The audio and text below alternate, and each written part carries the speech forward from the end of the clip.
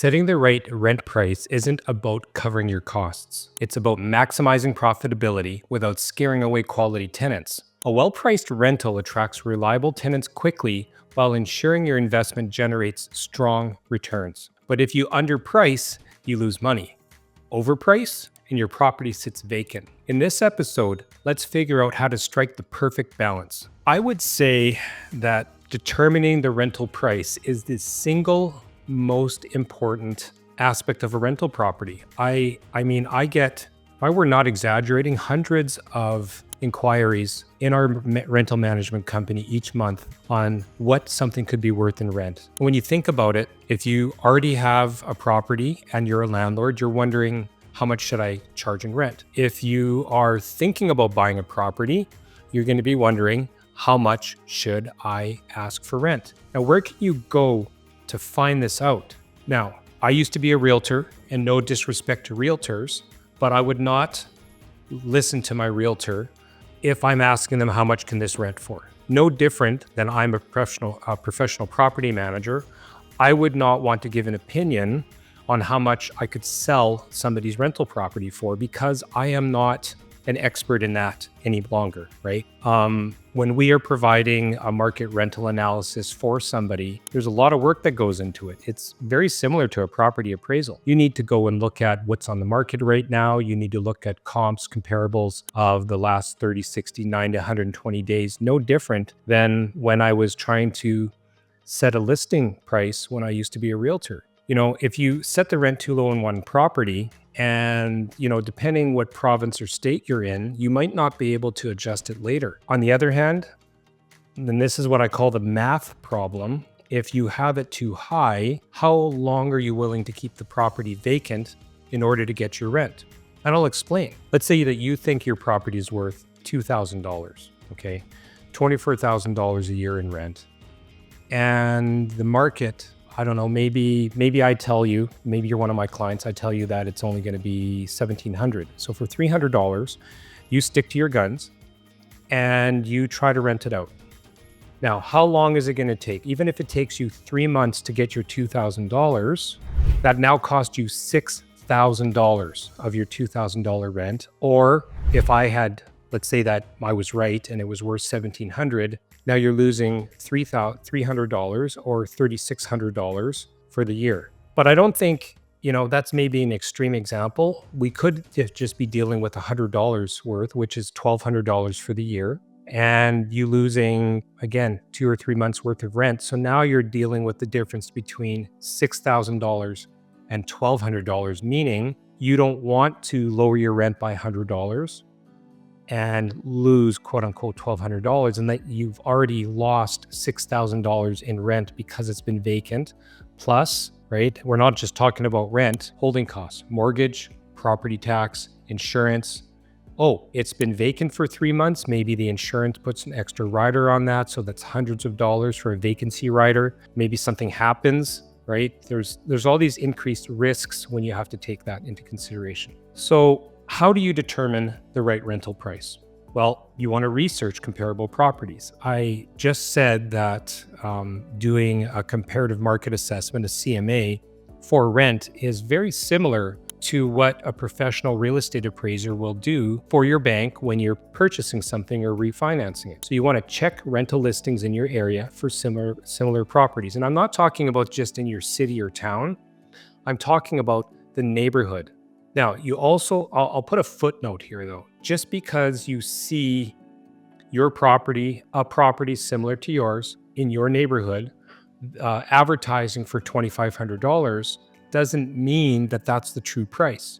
That is what that landlord wants, that property manager, that owner wants to get into for $2,500. What's a better actual indication? Again, I'm going to compare it to selling something as a realtor, okay?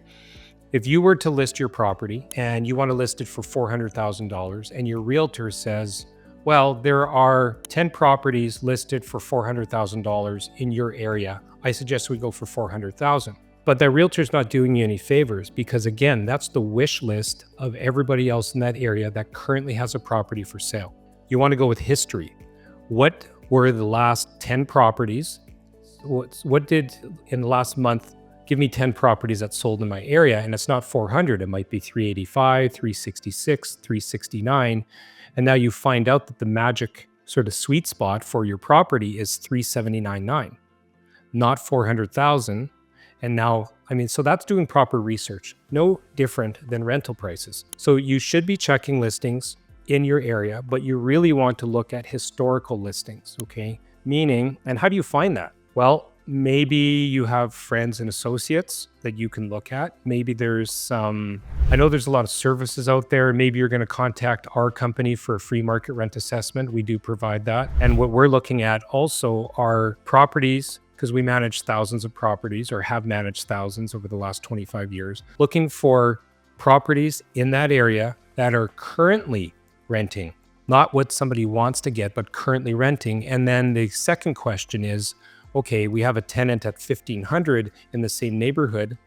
When did they move in? Maybe they moved in when the vacancy rate was 5%, but now the vacancy rate, at least here in Winnipeg at the time of this recording, is only 0.98%. So there's a lot of factors. It's not that easy. And, you know, something comes to mind because I would say every person, almost every person, but if you're listening to this, nod your head.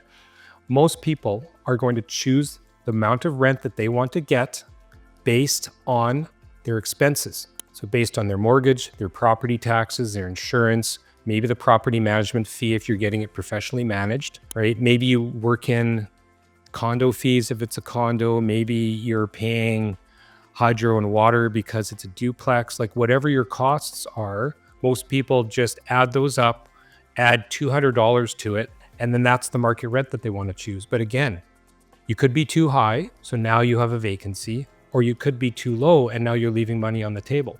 So it's super, super important to don't scrimp on this. Like put a lot of time and effort into it because it is the single most important thing for you. Now, what happens if the market rent analysis, either from our company, from realtors, or you just put the property out there for, again, $2,000 and it just won't rent? And the sweet spot happens to be 1,600. You have to then decide, did I buy the wrong property? Do I need to do renovations to get it up to $2,000? And maybe it's already renovated and you're maxed out. Well, I'm sorry.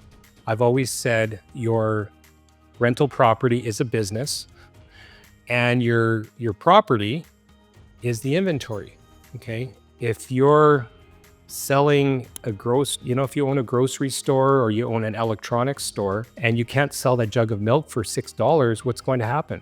You're going to have to lower it to $5 or $5.50. And if your competitors are selling for $4.99, guess what?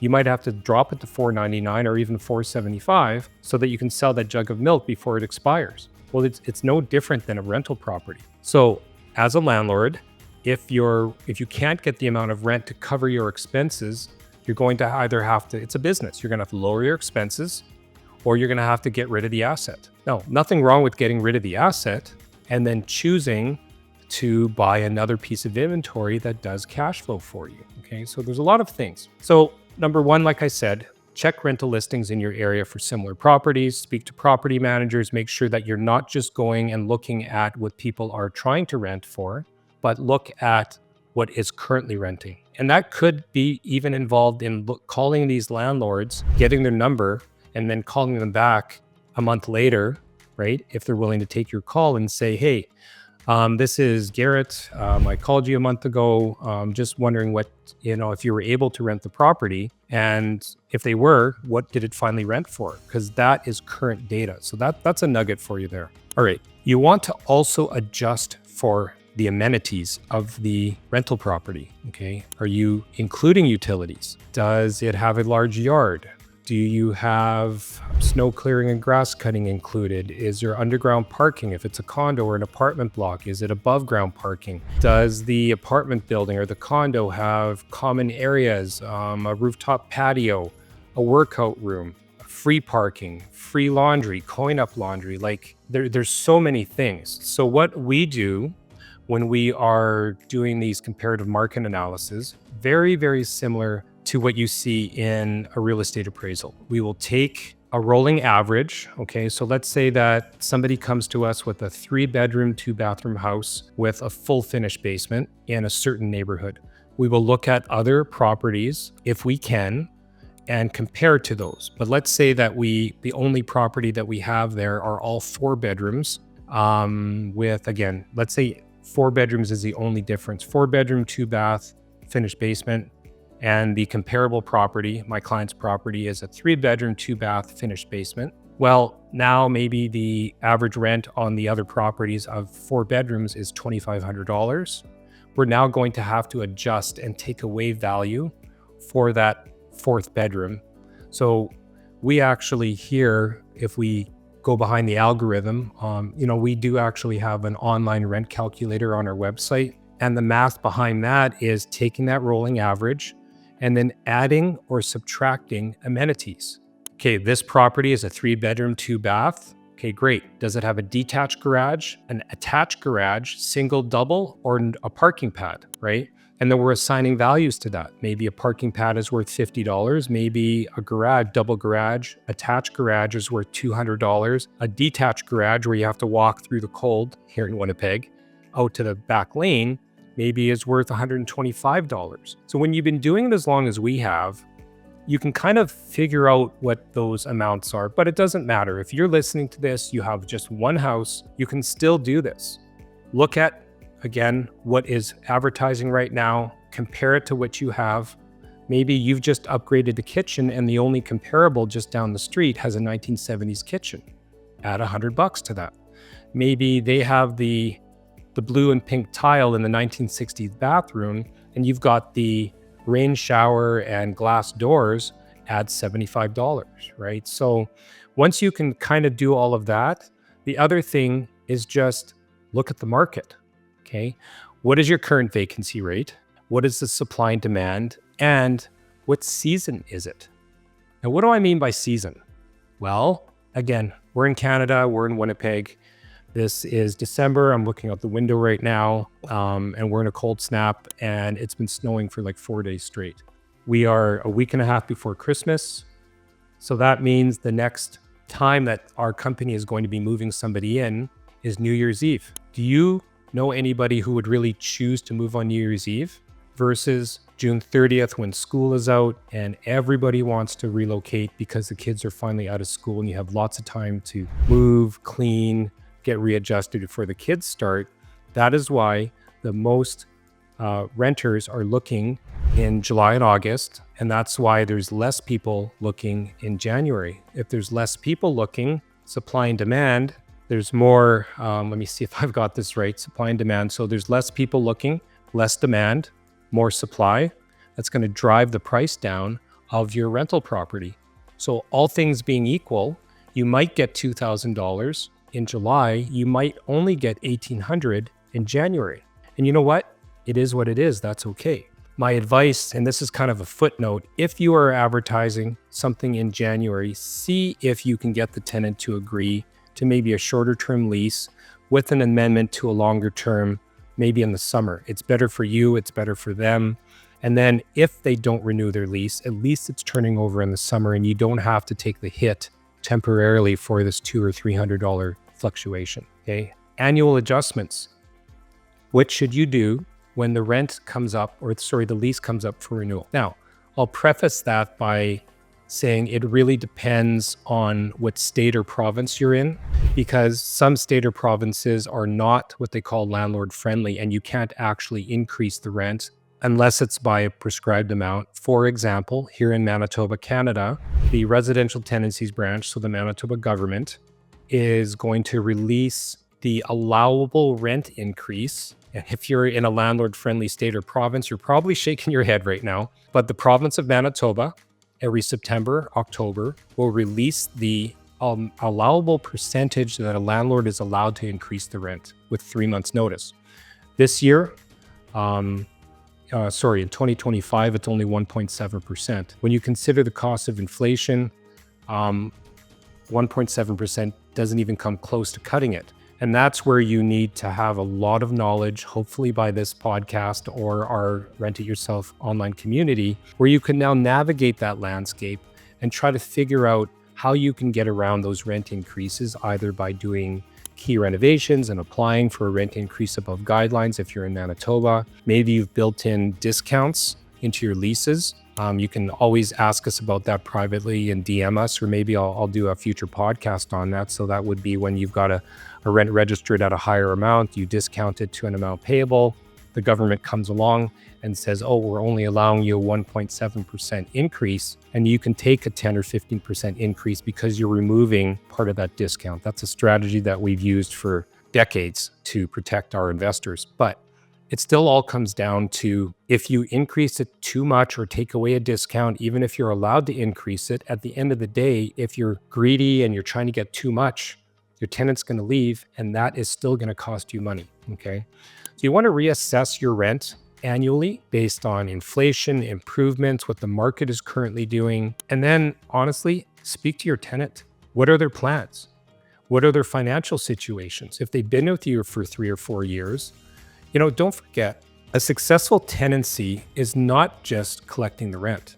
A successful tenancy, pardon me, is the tenant's ability to pay. Okay, that's pretty obvious. But also, are they respecting the property, and are they being a good neighbor? So, if you have somebody who is, I don't know, I'll just say, a drug dealer, and they can afford whatever rent you throw at them, but they're leaving needles everywhere, and they've got a parade of 100 people walking through the building at 1 o'clock in the morning doing their drug deals, and they're rough on the property, they're not a perfect tenant, right? You might have somebody who's just struggling a little bit, but they're respectful, they've got a good family, they're trying to do the right thing, they've been with you for 5 years. Maybe you want to give them a $50 break and have a lifetime tenant for you. What is that going to mean? And it also feels pretty good because we're all human here and trying to do the right thing. And like I said, it's not only about cash flow. That tenant is still paying down your mortgage, and the property, hopefully, if you're in the right market, is still increasing in value every year. So that's really the true profit of these long-term buy and hold rental properties.